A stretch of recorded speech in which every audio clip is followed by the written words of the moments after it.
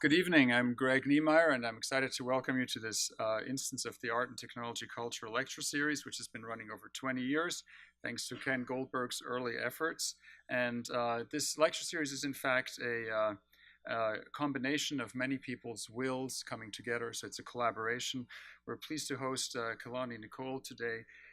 Inside Arts and Design Mondays, a regular weekly series coordinated by the Office of Berkeley Arts and Design in collaboration with over a dozen Bay Area organizations that promote the arts, including the Department of Art Practice at UC Berkeley. And I'd like to thank Ozma Cosme especially for helping organize this lecture, our colleague in art practice, and the Townsend Center, the School of Journalism, the Berkeley Center for New Media, whose director, Nicolas de Monchaux, also made this happen, and our executive director, Laura Wolf, who organized all of these lectures and many more, led by Associate Vice Chancellor Shannon Jackson, who's also in the audience. We are particularly grateful that the A&D office supports the staff costs and space costs of the BAM PFA so that we can host our amazing speakers in this lovely venue. Now, our speaker tonight is Kelani, and there's in fact two Kelanis, one on the East Coast and one on the West Coast. You heard a song from the one on the West Coast, but we're actually here to listen to the one from the East Coast today here. And I'm going to show a few slides to make an introduction. And there's going to be an official version, and there's going to be another kind of version. So the official version looks something like this. You've probably seen most of this online, but I was curious, how does Kelani Nichole do her amazing work? How does she operate? What inspires her? And I couldn't quite grasp all the complexity of that by myself, so I turned to machine learning. And I figured that if I do a timeline of the important events in Kelani's life so far, in her cultural life, I think that we have something like this going on. We have a approach where we say we'll take 26 points and distribute those over the past 18 years of Kelani's work. And we'll just sample those points and see what was really making a difference. And we're going to use something called a clustering algorithm, but since I'm not the main speaker, just an introduction speaker, we're going to reduce this to 6 samples, okay? So we're just going to look at 6 points in her life, and we're going to randomly distribute those over the timeline from 2000 to 2018. Are you with me? So they're randomly distributed, and now machine learning is going to go into her travel logs and purchasing history and contracts signed and all sorts of public information and figure out what actually made a difference. And what we get is that now these randomly positioned points on this are going to move to relevant dates. And of course, the N is going to move to BAM PFA 2018, which is a seminal lecture that's going to inspire us all and establish her reputation on the West Coast. And there's other events, though. There is Paris 2000, where Kelani went on a high school trip to really open up her eyes to the broader horizons of culture. And there's also Berlin 2005, and we optimize all these points so we get Berlin 2005, and then she came back to the United States, to Philadelphia, to create Little Berlin in 2009, and then she read a seminal paper by Claire Bishop, which she did not like at all, called The Digital Divide, and I actually totally agree, that is a terrible paper. And but I didn't do much about it. Kelani, however, with her amazing elan, just decided to start a new media gallery called Transfer that opened in 2013, so that gives us the next data point, and that leads us, of course, to BAM PFA 2018. Now, if you've paid attention carefully, all this is not coincidence, but this is very sophisticated analysis, and if you put this all in the right nonlinear order, you get the name Kelani, and there it is. So please help me welcome Kelani Nichole to our talk tonight.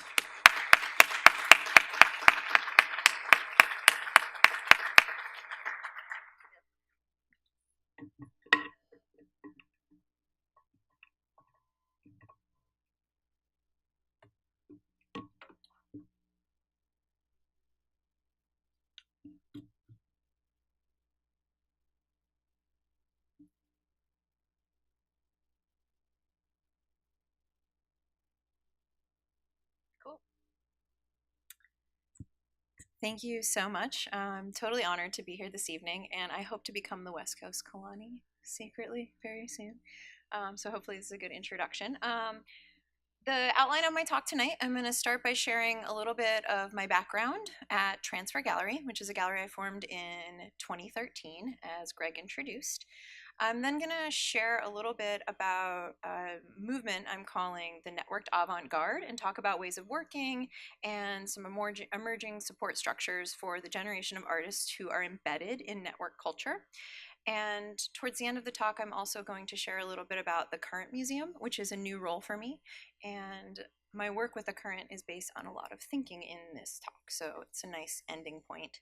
So to start, Transfer is an experimental exhibition space founded in 2013 in a warehouse in Bushwick, Brooklyn. I've been programming the space there for 5 years now, and it's become an internationally known gallery supporting variable media in contemporary art. A little aside, transfer is my second life. The initial slide that Greg showed mentioned that as well. I work professionally in the field of technology with a specialty in user experience design, which aims to make software and digital experiences more human. I work with engineers to help them understand their users and architect meaningful solutions to meet real human needs. And transfer, I believe, has developed in a response to real needs in the world. My professional skills in identifying and understanding people I'm designing for is an instinct that's carried over to my work at the gallery. At Transfer, I've been supporting a generation of artists in a very iterative and experimental kind of way. The studios function more in line with the ideals of technology culture than the rigid institutions and scarcity models of the art world. This is a huge part of what has always motivated my work at Transfer. I feel the underlying tension between scarcity and authenticity in the art world is shifting. Artworks such as animated GIFs are meant to live online, and this kind of distributed artwork is an important movement in contemporary art. It has the potential to reshape cultural audiences and become a disruptive market force. I'm going to talk more about this in a little bit. First, I wanted to give you a look at my gallery. So this is my space in Brooklyn. It transforms with every show. I present primarily solo exhibitions in the gallery. It allows me to really dig in with an artist one-on-one and be more responsive to their needs and ideas. I don't do formal representation at my gallery. Once you're a transfer artist, you're always a transfer artist, and this is a very fluid and flexible kind of thing. The way that transfer operates behind the scenes is much more like a patron relationship than a contemporary art gallery. I collect work from each show, and I'm truly invested in my artists. After my first 2 years of programming, I noticed the gender balance at Transfer was a bit off. There were slightly more men than women in my program. So in 2016, I committed a full year to doing solo shows with women artists who are refiguring technology. And in that year, the resulting work was so impactful, the shows were so deep and emotional that I just kept doing it. So in the past 2 years, I've made 9 solos with women, and in the meantime have incubated a powerful contemporary feminist movement at Transfer.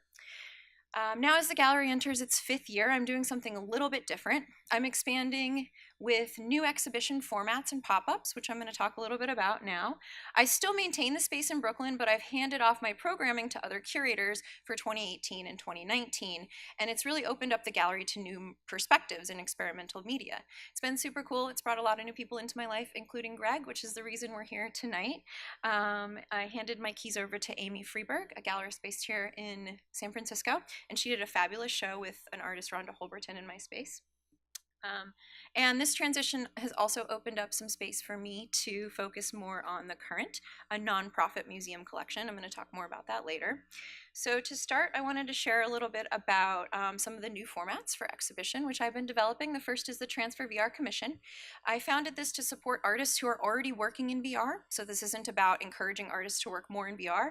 It's actually quite the opposite. It's focused on exhibition making for existing VR works. So what that means is how can we extend these works beyond the headset back into the shared space of the gallery to spark critical dialogue of the medium as it emerges. The art world is intrinsically a social place. So we want to get out of that isolated experience into the shared space.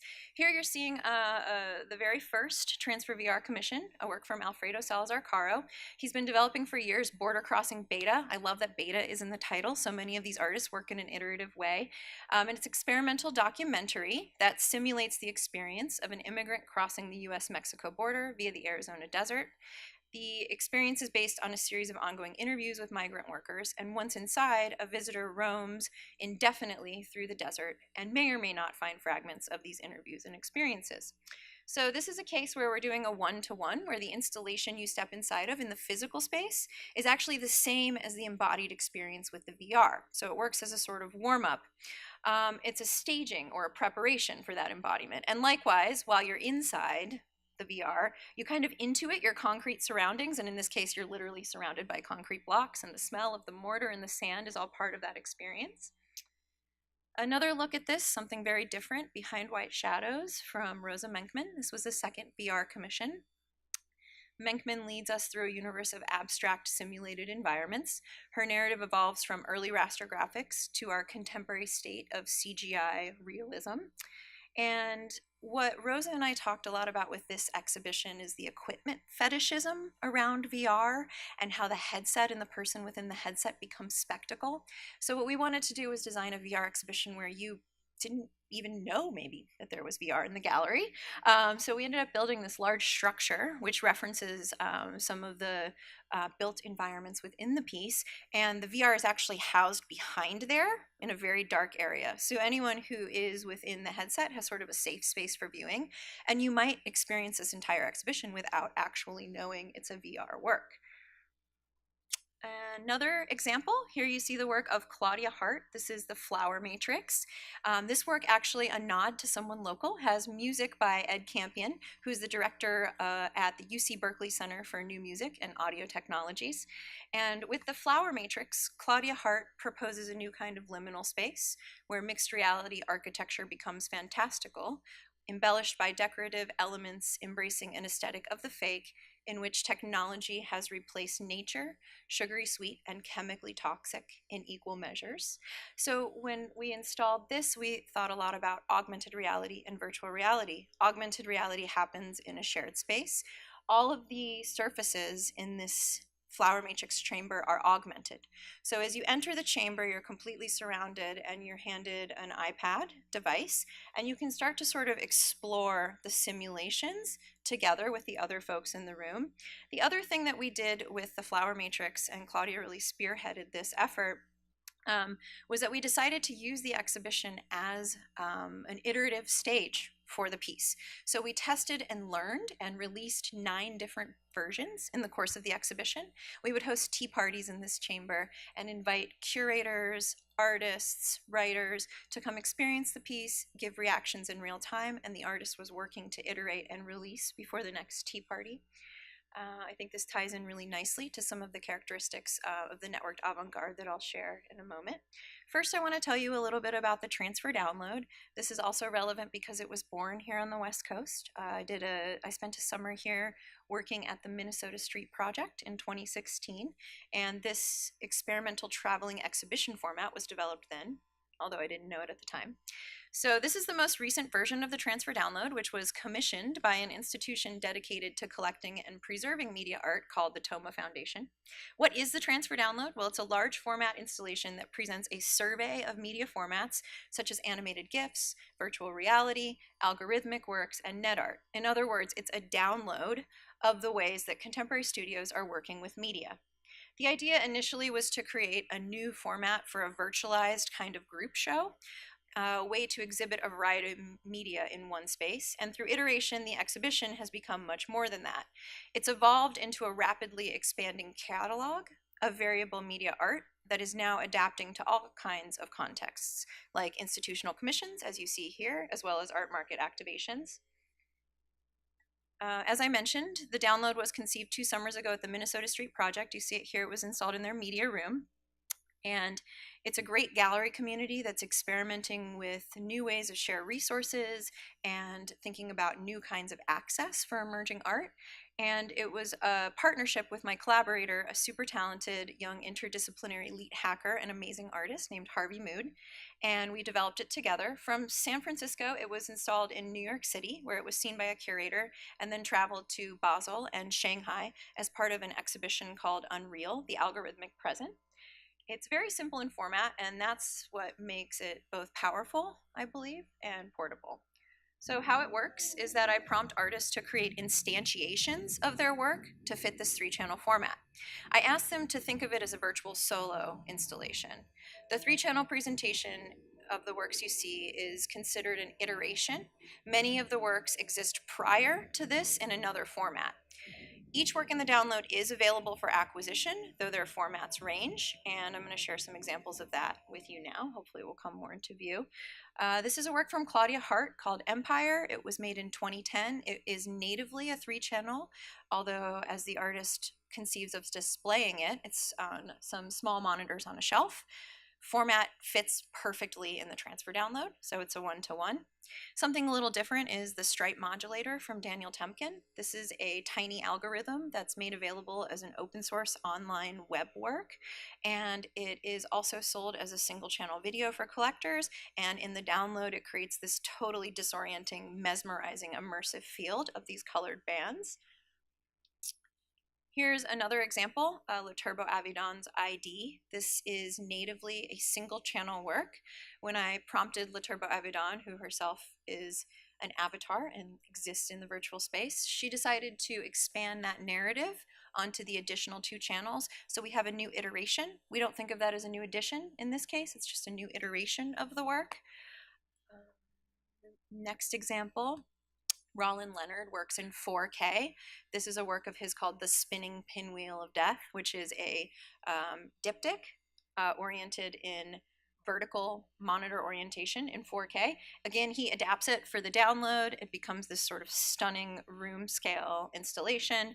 And here, one of the most obvious ways that the download functions is to take immersive media like virtual reality and create this kind of 3-channel version of it.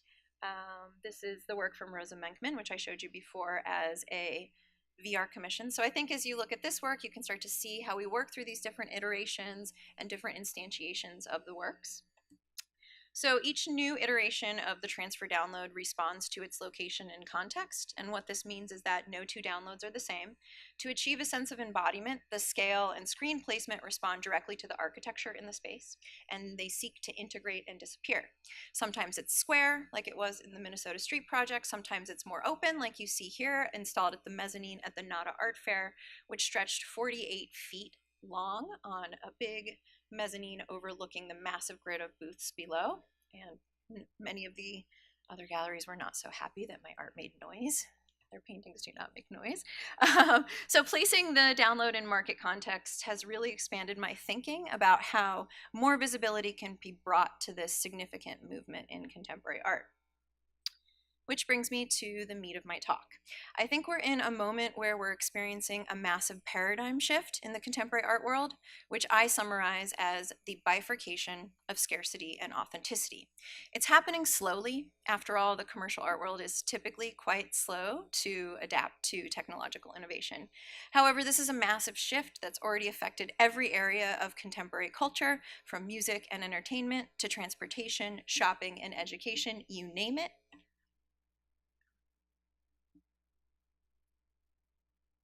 The issue is that in the art world, this shift rubs up against a fundamental principle, that of scarcity.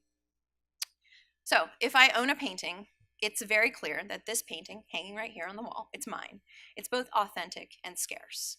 This is the work by Modigliani, which was recently sold at auction for $157 million. It's very clear that scarcity and authenticity are squarely conjoined in this painting, and buyers are still paying top dollar for this kind of access. Scarcity is the status quo. However, with an artwork like an animated GIF, this work by Lorna Mills, it's meant to live online. Anyone who sees it online can right-click and save the GIF. There are an indefinite number of copies of the GIF, and that's kind of the point. Scarcity and authenticity are no longer centralized in the art object, and this is actually a problem that the art world has been dealing with regarding conceptual art for decades now. So when we think of a Solowit wall drawing, it's nothing more than a set of written instructions with a signed certificate confirming its authenticity. These instructions are fundamentally no different than the line of code in a virtual reality work, for example. So I believe there isn't actually a problem here. The art world has a mechanism for handling authentic, non-object or conceptual-based artworks. The real issue lies more in the concept of open access to the work and the status quo opinions around scarcity. The ethos of the next generation of artists is to upload, share, link, distribute, but the question comes up again and again in this status quo context. Why would I buy something for such a steep price point if anyone can have it? I believe this is a sentiment that will die with an old generation of collector, and a new system of values already are and will continue to take hold. I foresee a future secondary market that assigns value to an artwork partially based on the number of times it has been copied, distributed, or downloaded. Technologies such as blockchain allow for simple infrastructure to back a new secondary market with artist resale rights and open access built in. Which brings me to this idea of the networked avant-garde. I want to talk in more detail about the generation of artists who are making artworks like animated GIFs, VR, AR, and networked moving images. So here are some of their characteristics. The practice is quite open. It's actively shared from the studio online. Mechanisms of the online public space of the web are explored in the studio as part of the practice. It's also distributed, so there are browser-based, agent-based personal viewing used in the studio for all kinds of contexts. This might be from educating someone about your work, doing a virtual studio visit, even to selling work on Instagram, documentation, or exposing through curators' works in online exhibitions. Oftentimes, the practice is also highly virtualized. So this could be conceptual, or maybe it's for efficiency. Almost every show, for example, that I install at Transfer Gallery begins as a rendering or a model of the gallery, thinking about placement and physicality around the works. Characteristically, also, the work is highly collaborative. So artists are working together with other artists. Authorship becomes blurry. It's a means of increasing visibility and finding new networks of support. Some of the tools and techniques of this networked avant-garde. Software is used as the primary medium. So Autodesk, Maya, Adobe Suite, Unity, Unreal, Cinema 4D, and Blender are foundational tools for the studio. Artists are using commercial software to expose underlying assumptions that those softwares are built upon, and they're imagining futures with different technological capabilities and ends. Also, this is a tutorial-driven practice. So what that means is a studio is constantly learning.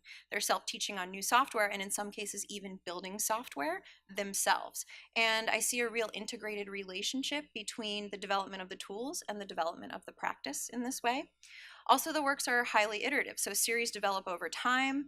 They're shared through open online critique, and there are iterative exhibitions, as I was mentioning in the case of Claudia Hart. This is something we're seeing more and more with artists who are especially experimenting with immersive media. It has different load balance requirements as audiences move in and out.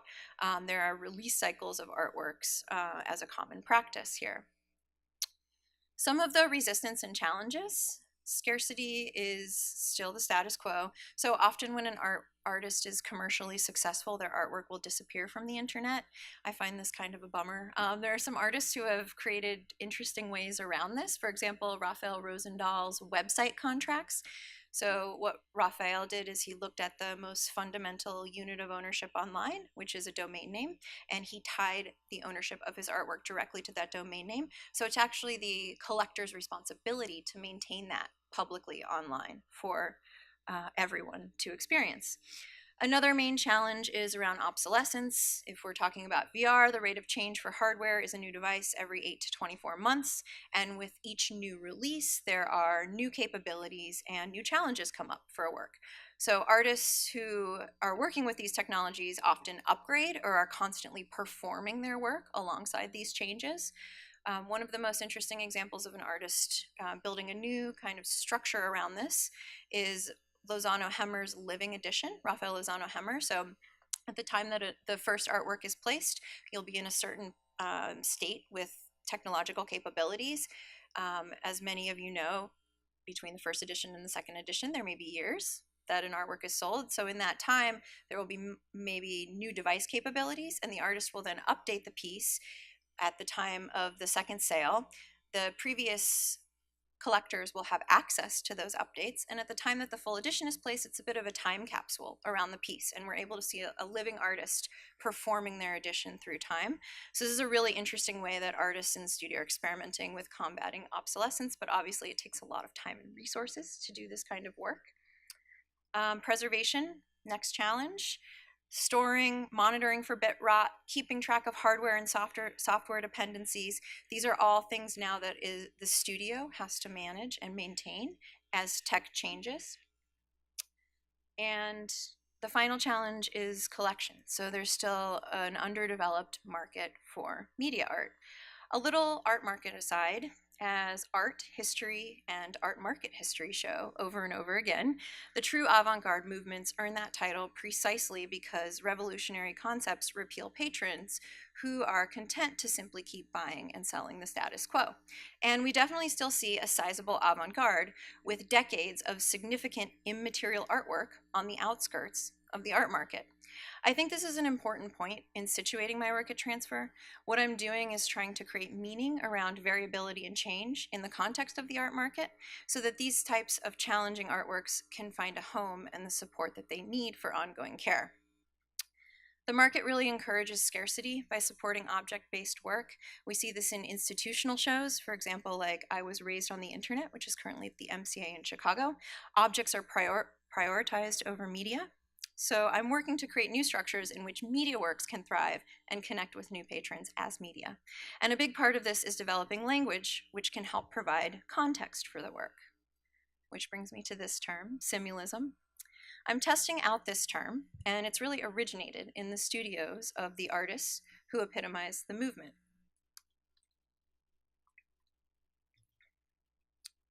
Simulism identifies an art movement at the turn of the 21st century, which developed in resistance to the ideologies of Silicon Valley, the platforming and globalization of culture, global climate change, artificial intelligence, simulation technologies, photorealistic CGI, and other technologies of power. The Simulism, or Sim movement for short, is made up of artists who simultaneously embrace and subvert technology as a means of cultural interrogation, proposing humanistic, non-binary, and decolonized futures through their works. So this idea is really inspired from some research that started with an artist, Alan Warburton. He presents this as a Vimeo video essay called Goodbye Uncanny Valley. I'm curious if anyone in the audience has seen this video. If you're interested in this topic, please take the time. It's about 15 minutes in length. And if Simulism is interesting to you, take a click at this, watch it. I highly recommend this video. It really explains the complexities around photorealistic CGI as a technology of power. As Warburton explains, one of the most common adages when we talk about CGI is, if you can tell it's CGI, it's bad CGI.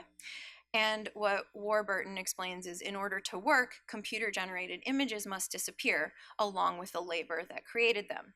So he takes us on this journey to the uncanny valley, through the frontier, which photorealistic CGI is moving upward, outward at greater speeds and with more density. And then he takes us into the beyond, which is the place where we're entering now, post-truth, post-cinema, and talking about theoretical photorealism.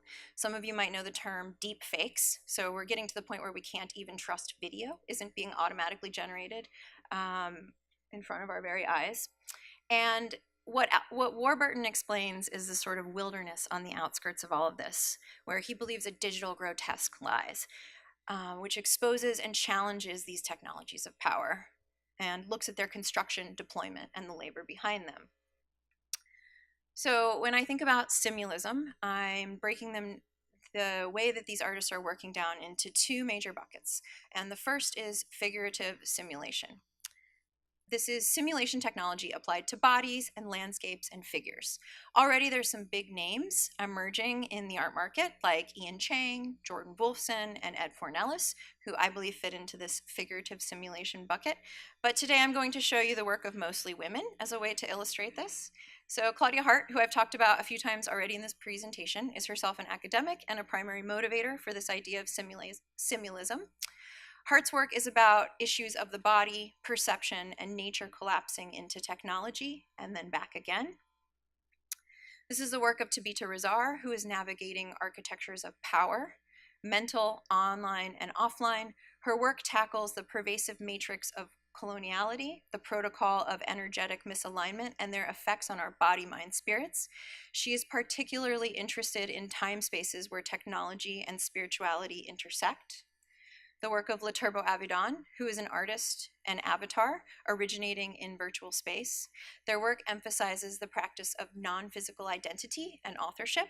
Many of the works can be described as research into dimensions, deconstructions, and the explosion of forms, exploring topics of virtual authorship and the physicality of the internet.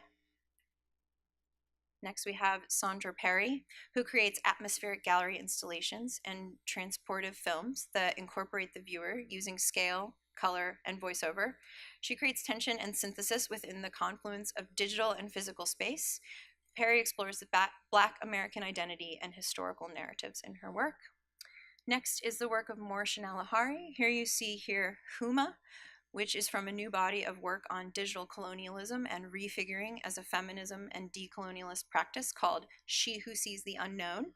Alahari uses 3D scanned and 3D printers as her tools of investigation.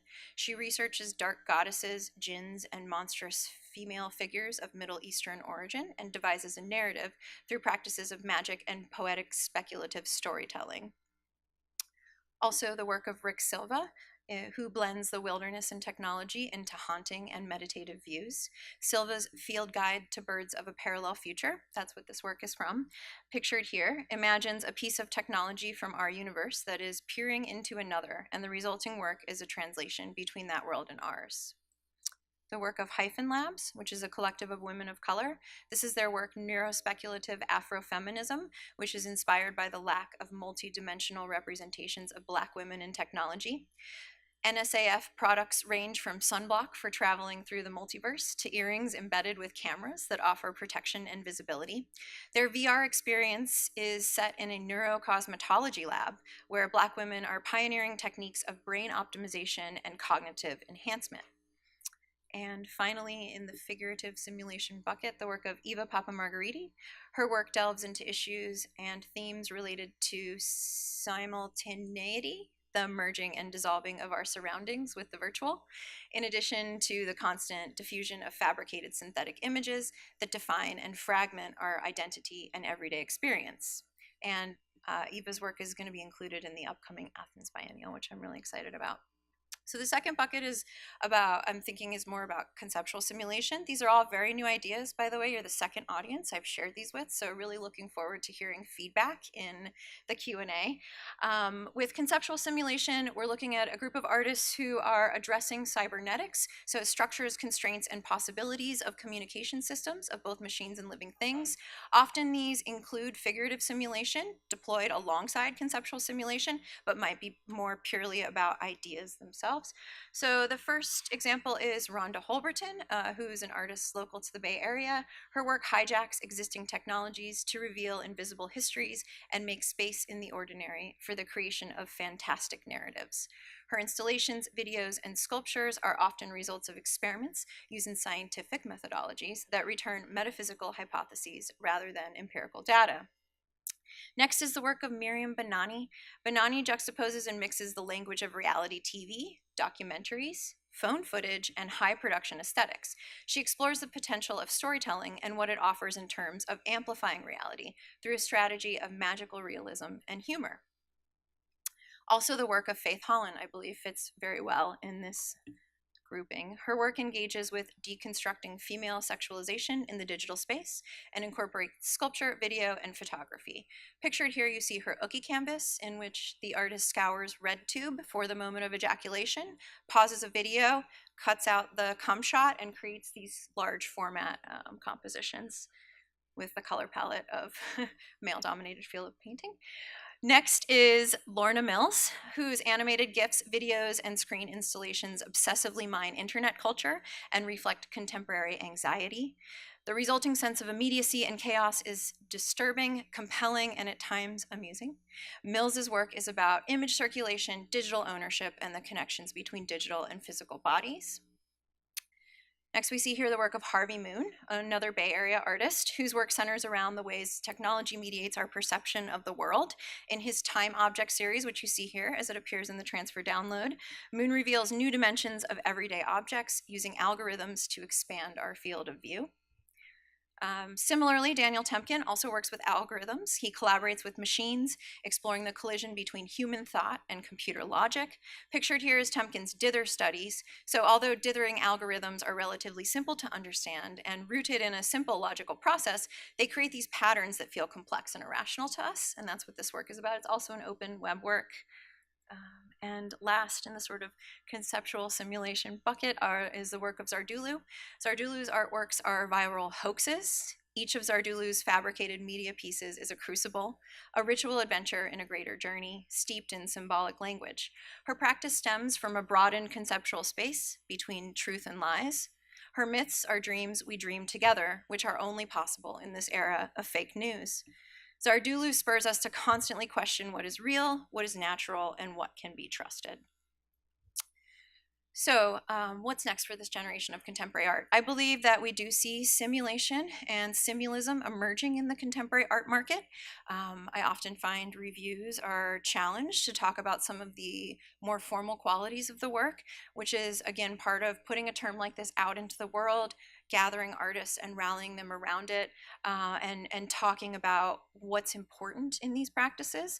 More scholarship is developing, so there are writings, cool commissioning programs, and some collections which are focused directly on media art. We also see new models of support emerging, which brings me to the current. In 2018, I stepped into the role of director for the new museum and see this as an opportunity to start to shape an institution around the values that I've been exploring in my work at Transfer. The current is an institution beyond brick and mortar. The museum's collection is fully contained on a hard drive. We're collecting things that other institutions can't. And we're doing this with by leading with conservation as a value. So we're building in an artist-focused process for acquisition of works that requires a new degree of attention, a new openness to malleability, and a deeper level of care. And at the core of our new model is an intimate salon happening where artwork is installed in a home-like setting. This is time-based media art, and it takes time. So at the current, we're thinking about new ways to create space for people to gather and dwell with media art. Our members are invited to spend time with the works, to get to know the artists and engage in dialogue about the issues present in the works. We organize acquisitions for the museum around topics central to technology's impact on the human condition. And at each salon, we invite a new curator's perspective to select and present works to our members. So here you see the inaugural gathering, which was earlier this year in Soho of the current. It was, the topic was identity, and it was curated by Nora Khan. Here you see some of the works, and you get a sense for what it's like to spend time with them at the current. This is Miriam Banani's Farda's Fun Job, which I showed earlier, mentioned her work earlier. Here you see one of our committee members reclining in the hammock, enjoying a work from Jacoby Satterwhite. Here you see the museum's founder, William Nathan, who is inside the neurospeculative Afrofeminism work from Hyphen Labs, which I also mentioned earlier. Just a side note on Will's background, he also comes from the technology world, so he and I share that in common, and a large part of the work we're doing at the current is to bring people from technology into a comfortable setting where they don't feel intimidated by art and can start to engage with art and artists in a new way. Here you get a sense, we had a software-based piece in our first salon by an artist, Ryan Kuo, and we decided to install this off to the side in the bedroom to create a little intimate viewing scenario for this piece. This was our second salon on the topic of permanence. Here you see a work by Steina Vasulka, Warp, from the year 2000. Very pleased to say that we did acquire this work. It entered our collection. Here's another installation view of Jet Set Willy Variations from a classic internet duo called Jody. And our most recent salon in September, just a few weeks ago, you see here some installations, postcards from Google Earth. It's a little bit more of a physical installation, but still just a set of data, essentially, and a set of instructions for this piece to be produced. So it totally fits within our collection parameters of being wholly contained on a hard drive. Very similarly, Michael Mandelberg's Print Wikipedia is also a work that in its installation form is tangible. However, at the core, it is a data work. And here again, you see we used the guest bedroom to create an intimate little viewing experience for No Fun from Eva and Franco Mates. If you don't know this work, I highly recommend you Google this work. There is an excerpt that's available online, but it's one of the classic internet pranks which occurred inside of chat roulette in the year 2010. So, how this works, a little bit more about how the current works. We're lowering the barrier of entry for getting involved with actually shaping cultural legacy. So for each salon, our members pay $250. So that's about $1,000 a year. We're so far doing 3 to 4 of these a year. And that's equivalent to most young patron groups at major museums, which those groups are mostly focused just around social activities, big parties, maybe some studio visits. Instead, at the current, you're actually helping us build a collection. So when you pay and attend our salons, you get to vote on the artwork that is going to enter the collection. This isn't curation by committee. We have a curator, which again is a rotating curatorial perspective each time. We think that's really important. But we do look to our members to assign value and say what they believe should be in the collection. So far, since launching this salon model in 2018, we've built a collection of 12 challenging variable media artworks and collectively spent over $100,000 on media art. Moreover, we're experimenting with access and asking what it means for our members to live with the museum's collection. We're taking care to work within the system, aligning with like-minded galleries, artists, and agents, and building networks of trust with our members. So that's just to say this isn't a technology solution, this is a human solution. And some of the things we're doing in the next year, we're looking to establish collection committees and host salons in new cities. So we want to keep that as a max at 50, so it always remains an intimate experience. We're also building partnerships with existing institutions, but also alternative spaces like startups who might be open to having the public in a certain part of their offices to view the collection. And we're looking to really grow this new model of stewardship for contemporary media art. And that brings me to the end of my talk. Thank you.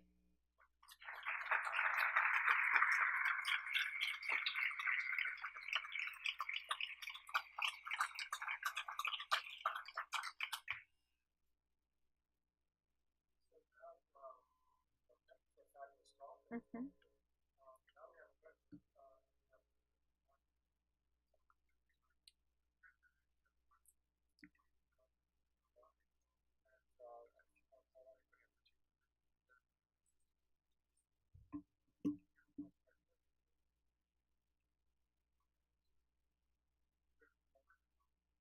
Okay, yeah, got it. So one of the figures standing behind your screen, not quite visible, was Walter Benjamin, and this idea of Yes. what happens to art in the age of mechanical reproduction versus electronic reproduction. I was particularly interested in your. I love the talk, but I'd love to hear you expand more specifically on the idea of on the question of labor, both because of course that original essay of Benjamin's was very much in the context of a Marxist and labor focused attention to history, and then some of the language which comes from technology, like iterate. Also comes within it a notion of kind of continuous and almost infinite supplies of labor to push technological processes forward, which I know is not where you're coming from, but that's exactly where I'd like you to maybe unpack that a little bit for us.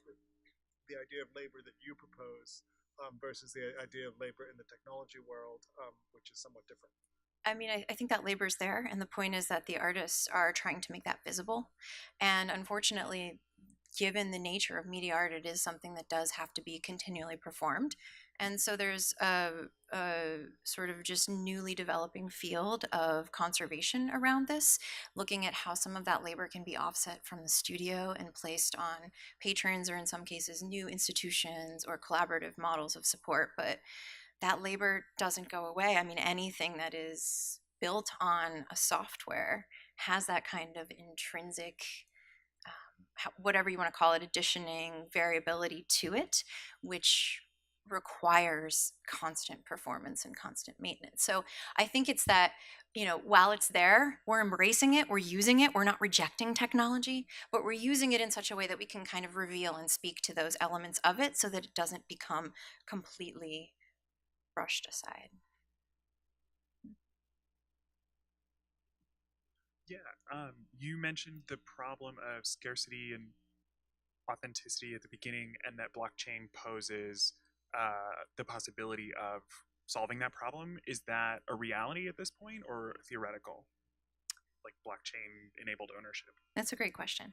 I was just speaking at Art Basel in June in Basel, Switzerland, on a panel about blockchain in the art world, and have since become incredibly skeptical of the of the possibility that blockchain might actually make any change in the art world.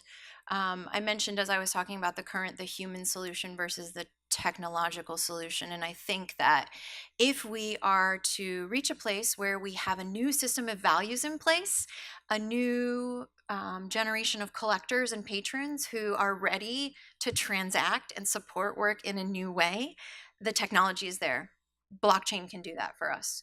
We can have scarce and identifiable digital files. And actually, the point is not making them scarce or restricting access to them. It's using cryptography to append all provenance information to a file. So no matter what copy it is, you would know who the owner is, right? So I absolutely believe that blockchain is there and can power that reality. But until those values exist in the world, we're just trying to solve problems with that technology that don't exist, because the art world has a way of dealing with authentication already, and there's no way that they're going to come online with this new technology, which includes all sorts of scary and confusing terms like cryptography, right?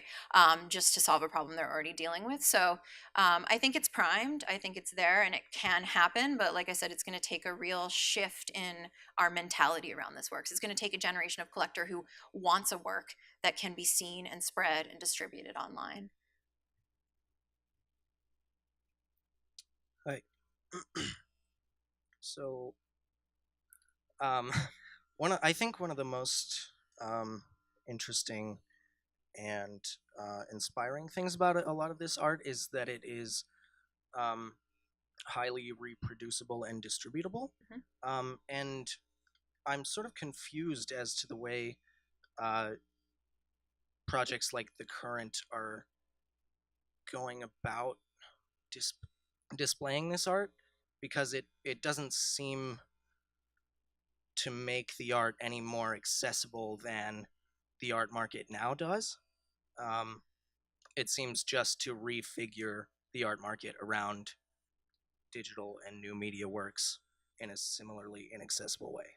Yeah, no, it's a great question. And intentionally, what we're doing at The Current is to not break apart completely and do our own thing and think about distribution in a radically new way. We're starting with a baby step. We want to align ourselves with what's happening. We want to form allies within the contemporary art market, and we want to start to breed change from within that system. So we are actually expanding access in a way that's very uncomfortable for most of the art world. So what we're doing is we're typically, with a media artwork, you have two copies. You have your exhibition copy and you have your archival copy, right? So you get your exhibition copy on a USB, and that's the USB you're allowed to send to an institution if they want to show the work, right? So what we're doing is saying, well, what if we made exhibition copies for all of our members and gave it to all of them and encouraged them all to go plug that into their TV at home and view the work at home? We know from an ideological perspective, but also just from a technological perspective, there's nothing stopping anyone from making lots and lots of copies of this work, right? So what we're doing is making some copies. We're building a network of trust around that. We're also building new contracts and language around that as well. So when we distribute these private exhibition copies to our members, we have them sign a document that states they understand they don't own the work. The museum wholly owns the work. They don't have rights to exhibit it publicly. They can't trade on its value. They can't distribute it. It's just for private access. So also what we're seeing at the current is that the values are shifting. So most of the works that we collect, and our committee has decided this, are works that are already online on the public web for free. So many of the video works in the collection are works that the artists also upload to Vimeo, and it's clear that the values in our committee are skewing more towards those works that are already inherently open. We find something interesting in that conceptual space as a group of people, half of us coming from the technology world. It makes sense, right? So yeah, we're not doing something completely out of the box, totally radically new, but we are changing things incrementally in a new way to start to ask, well, what if? What if we could open up access? What if we could think about values in a new way?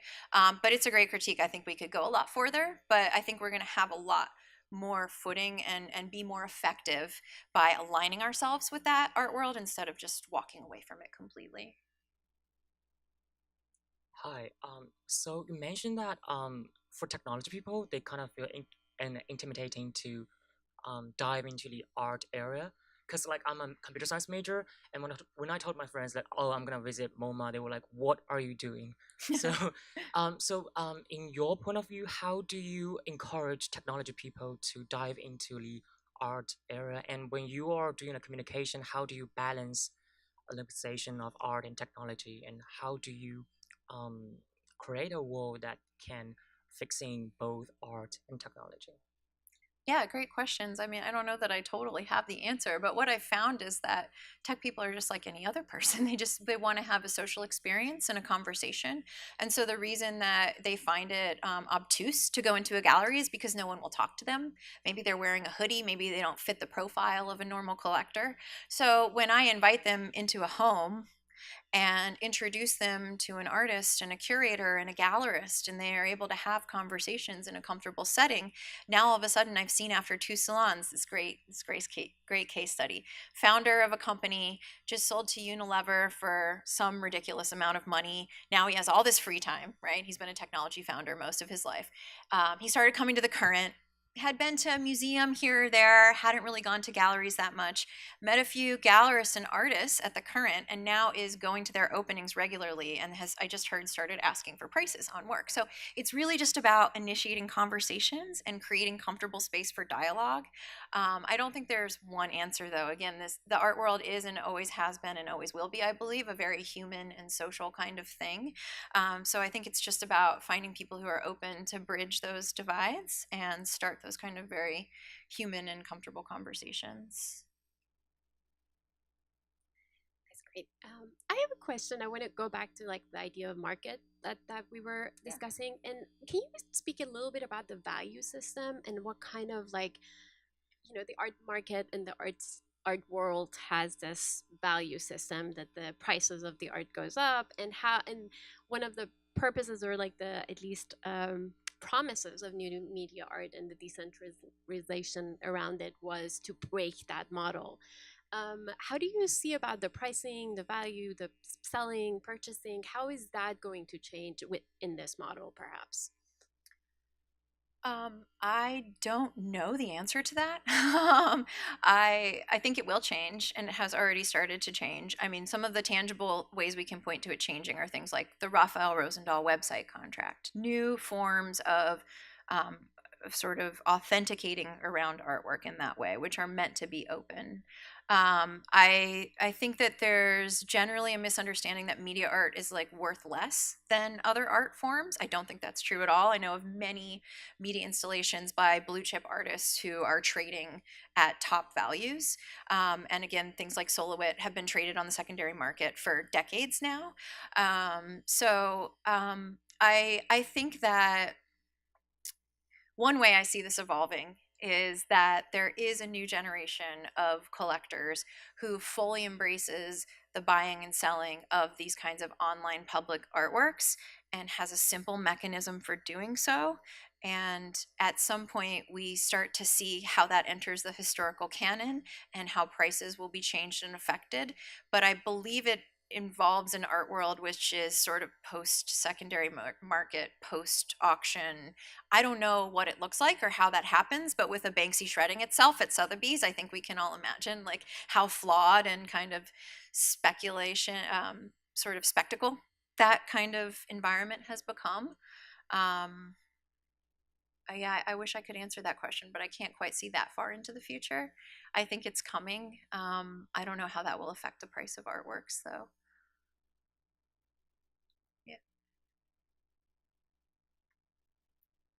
Okay, I think that cool. That worked. First, let me say I love everything that you put up there. Thank you. That was great, and I'm really excited that you've identified with Simulism this movement and drawn a circle around it. I think that's something that needed to happen. So thanks for that. I kind of want to follow up on the sort of intake question as like a digital art that might be really widely distributed moves into the collection. And you mentioned the different kind of rights that might be granted or withheld from members, which is, I think, a really interesting way to approach it. I'm kind of curious about what is the intake process? What does it actually look like for the collection to work with an artist who has something? What kind of rights are they assigning to the collection? How is the valuing happening there? To the degree that you could talk about that. Yeah, totally. To the degree I can talk about it is that we're making it up as we go along, and it's completely driven from the studio and their desires. So as our acquisition process begins, the studio is put directly in contact with our conservators. It's a private practice conservation studio called Small Data Industries, operating out of Brooklyn. An artist interview is the first step in our acquisition process. So this is an extensive interview. It's usually an hour or 2 hours long with an artist. If at all possible, the conservators will go on site or ask them to bring laptops or equipment that the work was made into the conservation studio. They get into the specifics of the software, the generations, the operating system. They take disk images of all of the drives that they have access to, and a conversation begins at that point about access.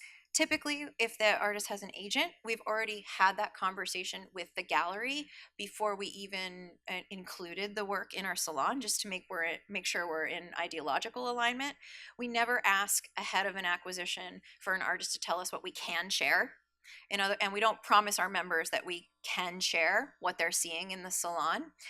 It's really up to the artist, and the prompt that we give them is, first of all, to talk about how their work plays in the online public space of the web, if they have uploaded anything, if it's an excerpt, if it's a full work, and their values around that. We document all of that. We then ask them to imagine what it would mean for someone to live with this work in a home. So if that's a web-based piece, we ask them to think about display or access in a home. Should it be on a monitor? Should it be on a scrim? How large? Should it just be accessed on a PC? How do you feel about that, right? So this is really conversationally driven. It's different for every single artist. Almost all of the artists are also working either with, platforms like Vimeo or their own websites, or in some cases, like in the case of the Jacob Steenson VR work that we have, he was distributing that through a platform called Acute Art. So he's already creating distribution copies. And what we're doing throughout this whole process is just talking about this stuff a lot. Like we talk about it with our members in the salon. We show them where it is online. We help them understand the role that online presence plays in the larger body of work. And from that, we devise something that everyone's comfortable with. It's a lot of overhead. It's not something that many major museums could do because of the sort of rigid institutions in place for these kinds of acquisition processes. Everything we do is iterative and experimental in that way. So it is a lot of labor, but it's something that we're investing really heavily in because we believe that it's what this generation of art really needs behind it.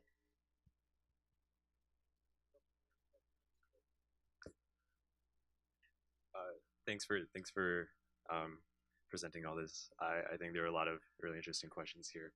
One thing that I wanted to ask you about was why you chose to call the sort of art that revolves around this sphere like networked avant-garde. To me, it didn't seem like. So, for example, you showed some work from Jody, and Jody, obviously, their work relies on a network, specifically the internet, and it seemed to me that a lot of the works that you talked about and presented on today didn't rely on such a network in order to propagate or even be displayed. Yeah. And so I was kind of wondering why you chose to call this genre of media art the networked avant-garde. I think of the networked descriptor as more of a way of working rather than a term that describes the artwork, which I think is simulism is a much better and stronger term for talking about the genre of art itself. But when we think about all of these artists, the way that they're working is inherently within the network. So if the piece itself is not data driven or networked or what one would traditionally call net art, right? It still is essential to the practice. So the artist is either, sharing online, posting through forums. The work is evolving within those systems and structures. It is about that. So in the case of Tabita Razar, for example, that's a moving image work. It's a video work. But you see all throughout that video, you see command line interfaces. You hear things about get put. You're talking about the networks and the infrastructures. So as subject, it's definitely in the work. In form, it's not. I think net art is a term that does total justice to things like Jody. And when I'm talking about simulism, I'm trying to expand that and look sort of beyond that generation of works, which were just based on the internet, that started in the early 90s and continue through to today. So I'm throwing out a lot of terms here. I'm testing them all out.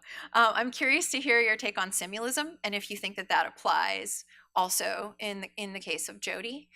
Um, anyway, can noodle on that and maybe get the mic back. Yeah, we have some time. So thank you for this amazing talk.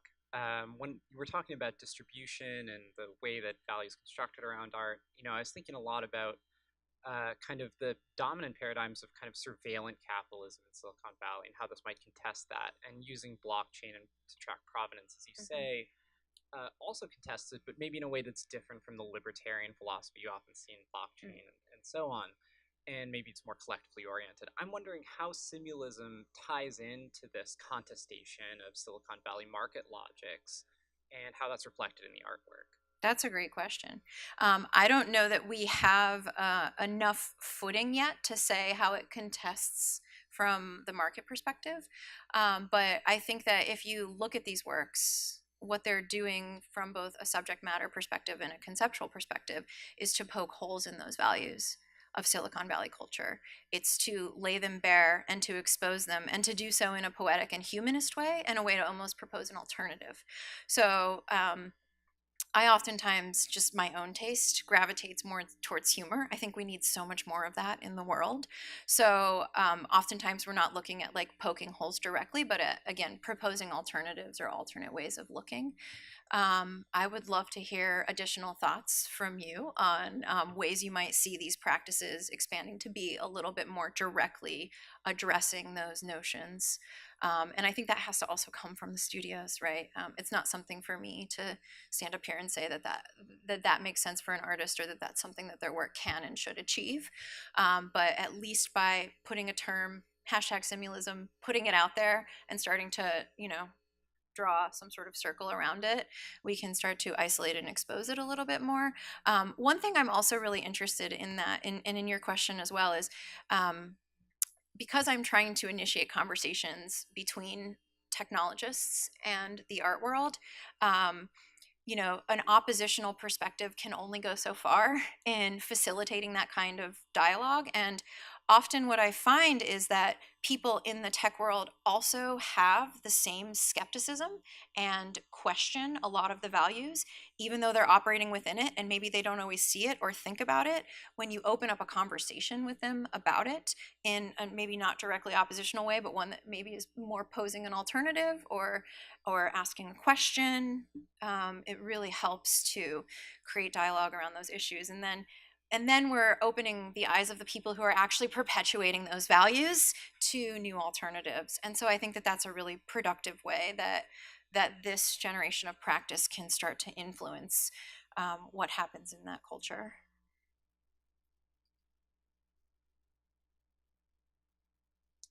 Hi. One of the things that really struck me about your talk was that your trajectory, you initially started with a physical gallery space. And I'm curious to hear you talk about what you think the physicality of that space is doing for your larger project. I mean, I understand the sort of concept of a salon and the work that you're doing now, but I'm curious to hear why you started in a gallery space. I mean, in a way, I think I get that you're sort of referencing the gallery and the art world, but beyond that, is that doing something for your actual larger project? Yeah, I mean, the physical space is crucial. And to tell you the truth, I don't want to stop having a gallery. I think that it's, that gathering place, that ritual of coming to an opening, of being an artist who's able to watch humans experience your work in a physical space. That's something that is required for an artist to really understand how their work affects people and how to develop their practice moving forward. So even when you think of something like the transfer download, which is completely virtualized, it's still this monumental physical thing that you go stand in front of. Think of it as like an altar, a contemporary altar piece. We're sort of worshiping this idea of the simulated, but we're still there together, surrounded by this thing as humans, as bodies. It's the same with the VR commission. Like, what does it mean to install a VR artwork in physical space? Shouldn't it just be distributed to all of the agents, to all of the end users in their homes? Why would we ever need to leave our house again? And I think that when we talk about the art world, again, it's so much about that social space, about that communal space, and requires space to explore and develop the work. When we're talking about the current and we're looking at preservation and longevity instead of actively developing with living artists in their studios new work that's entering the primary market, we're now talking about its existence through time and how it can stand the test of time.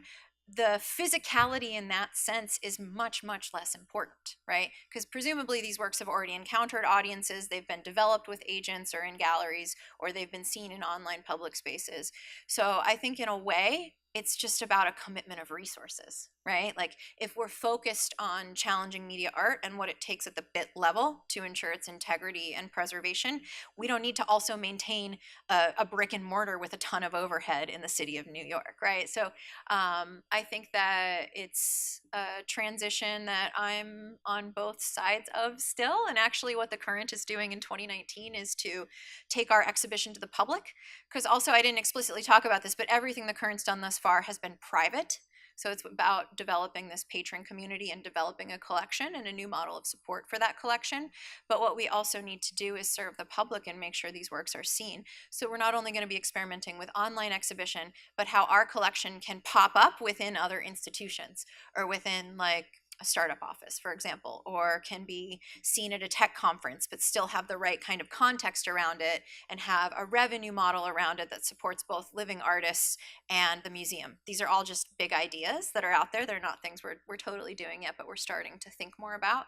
So I think physicality enters back into the life cycle of this work, even after the museum's focus on conservation has secured its place in history. We still need to put it in contact with audiences, and that will always have a physical component because we are humans in bodies for now, mostly. Is it on? Yeah, okay. I have two questions. Hopefully they're both pretty simple and short. One is, as a person who never really came from the art world and is kind of in it now, I'm always really confused by the siloification of various subjects in art. So there's virtual and there's and in particular, I was thinking in the case of what you presented, sound art or sound media versus virtual media versus whatever other kind of contingent things that are around that can be around virtual. So I just wanted to ask your perspective on how you see that silo and whether it makes sense and why and how. And then the other thing I wanted to mention was with respect to the valuing of art. There's a startup out of Prague that is trying to do a stock market around art. I don't know exactly how they implement it, but one thing that really struck me about that was that the art market as it's designed from the Sotheby's perspective is that it's essentially you can only go up. There is no thumb down. So I was really interested in that model for that reason. Yeah, so the first question about the silo created, I think is a really, really crucial one. Thank you for asking it. I hate talking about this as digital art I think it really kind of ghettoizes and separates it from contemporary art, which is why I'm trying to put new language out there more like Simulism, which could cast a wider net. It could be about physical or non-physical objects. We don't want to separate out these things just based on the type of format that they take. And what we're trying to do at the current, we do use the word digital art a lot because it's consensus and also something that people can intuit and understand easily, which is why boxes are useful and terms like that are useful. But the way we define our collections parameters, it would be totally legit to be collecting sound art. So what we say is that, first of all, the artist must be living because of our focus on conservation and all of the high touch that has with a living artist. And second, we say that the work has to be wholly contained on a hard drive. So we're kind of medium agnostic. Other than that, it is at its core a non-physical or non-scarcely physical artwork. Again, there's all these weird kind of gray areas that emerge around that. To your other question, not knowing the name of it, I'm not sure, but I thought you were maybe talking about a startup called Maecenas, which is letting you buy and sell shares in major artworks. But I really feel like all of these platforms really kind of miss the point because they're still treating art as an asset class, which is the perfect application of blockchain technology, is to manage assets. So those things fit together really well. But as we all know, any of us who have ever fallen in love with an artwork, collected an artwork, made an artwork, know an artist, there are so many things that art is beyond asset, and those are the things where the meaning and the integrity of the work squarely lies. So I think that just another way to look at art as asset, and maybe one in a different kind of structured marketplace, is still inherently problematic. But I don't know, without knowing the name of that, if I can speak too much more specifically to the question. Right. Hi, thank you.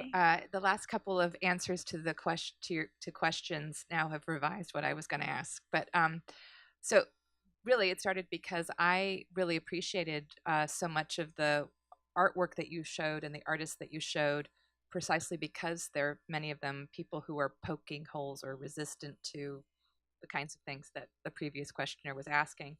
And I wondered about how that reconciles with the model of the current, and that is about access, but also about exclusiveness in terms of who can be invited to the salon, who's a member, what's the hurdle to membership. So it's access, but really, right? More accessible, yeah, right? Yeah. So you've qualified that along the way, and then you've articulated aspirations for having a much larger public profile than the salon. Basic. So I guess I would just sort of say, as the Kelani who's come to the West Coast, that there's a lot of, I would say, platforms or clubs or alternate economic models, philanthropy 2.0 models, art world collecting 2.0, et cetera, out here that are also walking these lines where you have this sort of sense that there's an alternate potential here, and at the same time other moments of extreme demoralization that this actually is not working out. This is actually, per the other questioner, refiguring artwork world exclusivity under putting a different bow on it, but ultimately still about exclusivity, even under the guise of distribution, etc. Yeah. So sorry. No, it's so. It's What great, are So what? Can you maybe say sort of an example of a moment that like truly felt breakthrough for you, versus have there been moments that have felt like, oh wait, I have to regroup here in terms of the combo or the line that you're trying to walk right now?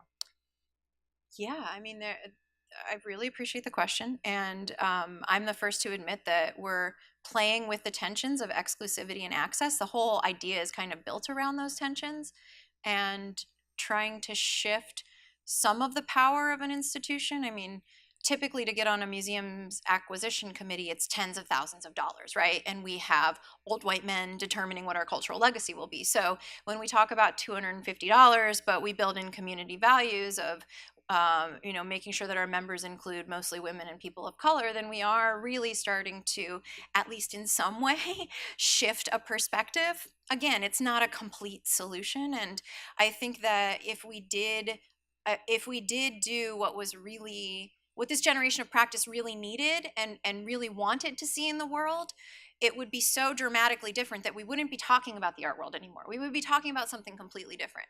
I hope we get there, but in the meantime, there is a whole institutional structure and things that artists have been educated within systems like this and want to exist in collections around museums. And so we can't just throw the baby out with the bathwater, right? So I totally feel you that there are, moments where this feels like something new, and then other times when it feels like we're restricting access. And I've felt that pull myself as we start to talk about the development of this museum, and maybe we need a higher level of donor.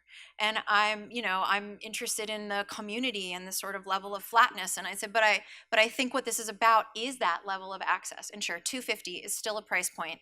It's still a certain level, absolutely. We've talked a lot about ideas to subsidize and have a section of our voting members each time be a rotating list of invitees, whether they're artists or other people from the community, writers, thinkers who might not have that kind of money to invest in this work, but whose perspectives we believe are really important to include as we shape this new collection. So these are all still incremental solutions, to your point, to really getting to that point of open access and support. I don't know the answer. All I know is that I'm comfortable talking about those tensions, and kind of the point of what we're doing is to talk about them and put them out there. And hopefully lay them bare and talk about what alternatives could be. If something comes to mind in the course of this discussion that you could see as a valuable addition to rethinking an institutional model in this way, we would be super into hearing any kinds of ideas. I don't know that I have an answer though, so. So I also think that the questions that I had were answered in the last 3 questions mostly, so I'll try to redirect a little so it's not like just, the same question over and over again. But I'm also really curious and sort of stuck on this question of access, because you talk about the salons being, focused in the home for people to from the tech industry to feel comfortable with the idea of art or tech as art. But I'm really curious about what about the other direction, where it's people working in the art world, and not necessarily the galleried art world, but the academic art world, or the experimental fringes of the art world who are wanting to come into tech, and how to make that more accessible, and if that's something you've considered with the current. Just because also, we've kind of created this binary now between art people and tech people, and there's a lot of people who exist not in either of those camps who have quite a stake in telling stories and cultural production and the questions of media that are coming up right now. So it's what can be done for, in a populist sense or in a general sense, making this kind of work more accessible to all people. And you've talked about wanting to go more public with the work, and maybe if you have thoughts you could share about what is the difference to you between having people have ownership over the work, who are part of the group, but then not being able to share that work, it's still being owned by the curators, and then what the difference is between that and showing it publicly, because there is still a level of ownership then when you put on a work to be shown publicly but don't allow it to be shared. And if you would ever consider working with an artist to have them openly share a work and just have it be available for download, questions that sort of really interrupt or disrupt. Yeah, I mean, a lot of talk at the Current about commissioning works and distributing them en masse in different ways, even whether for free download or for hosting online. But what we've focused on so far, because we noticed a huge need, there's just so much work that exists in studios that is under collected. So we have been collecting existing works. We're talking about new potentials for commissioning and distributing work in the future. But an artist who would be open to doing that would want to conceive of the work in such a way that it were meant to be distributed. So again, instead of asking additional labor on existing editions, we're working within this scarcity model of the art world and trying to push on it a little bit and open up access a little bit. let's see, when it comes to the idea of ownership, I think that that's a really interesting question because when we talk about ownership of this kind of work, it's actually like, it's actually kind of a burden to own work like this because you have to maintain it. And so the cost of ownership is quite high and all the labor for ownership is quite high. So what we're offering as a museum is actually for you as a member to live with world-class contemporary media art collection. All of that burden is on the museum, none of it's on you. So we're trying to make that kind of dwelling with art more comfortable, more intuitive to people. I think your other question about how the museum might make technology more accessible to artists is also a really important question. We have talked a lot about educational programs and what that might look like without having a public space to gather. And one of the ideas we have is sort of a curriculum in a box, which includes VR headsets and course materials that can be distributed to high school and elementary age children that includes these kinds of artworks to show them sort of what's possible and have an education component around it. So that's one example of an idea about how we might think of educating a younger generation on what kind of technical capabilities might be possible with new forms of art. But I think that really, again, the museum in its early development as we founded our collection, which actually most major institutions sort of started the same way in a home as a salon, and it requires this sort of private support in order to get to the point where you can maintain an institution that really serves the public. So I see us sort of on that same path of development right now, but how we get there and how we can actually build out programs where we're educating around technology. Where, there's an organization here in San Francisco that does an incredible job with this, Gray Area Art and Technology, and they're constantly hosting workshops and kind of putting people in touch with technology who might not have access to that technology. And certainly examples like that are shining stars of how an institution like the Current might move into a mission that aligns with that in the future, or maybe just through collaboration and aligning with that institution. Why reinvent the wheel if someone is already doing that so well? We could collaborate, and I think it's that kind of thinking that we want to bring to this area. Kelani, thank you. Speaking of collaboration, I have one more question for you all before we wrap up. The question to the audience: could you voice your support for a Current chapter in San Francisco Bay Area? Who would want that? All right. All right, good. With that, let's give Kelani Nichole a warm round of applause for a fabulous talk. Thank you all.